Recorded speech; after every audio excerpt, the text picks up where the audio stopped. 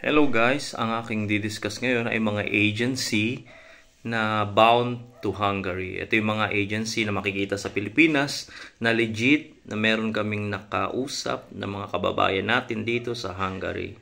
Ano ba yung mga list of agency na yan? So number 1 is International Skill Development Incorporated. Ito po yung ikalawa, yung Peridot International Resources Incorporated. First Dynamic Personal Resources Incorporated, Industrial Personal and Management Services Incorporated or IPAMS.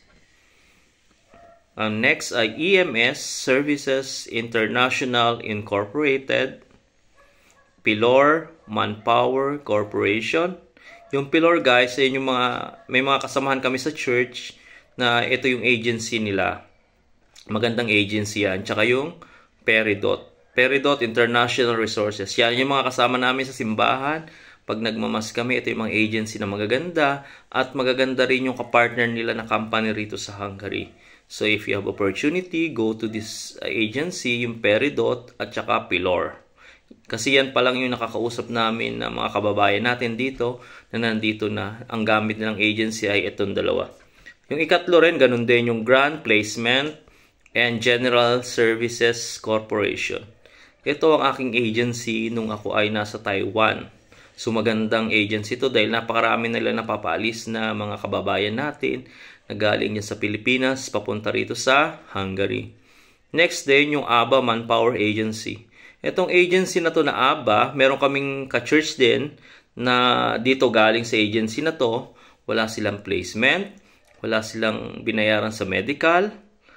At yung mga kapitbahay namin dito sa may Sombate area, Hungary, ay galing din dito sa agency na to, sa ABA.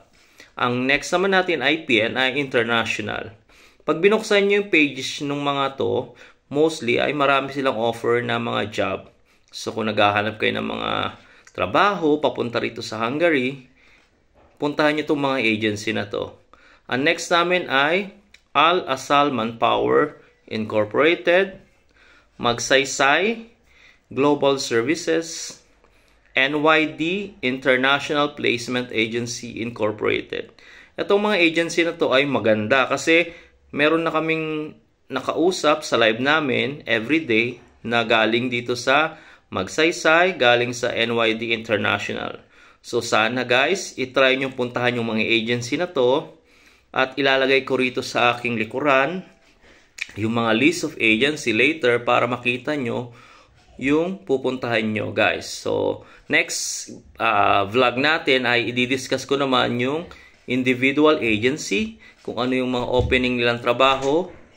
So hanggang dito na lang guys. Please like, share po ang ating video at i-follow nyo sa aking YouTube channel. Bye bye!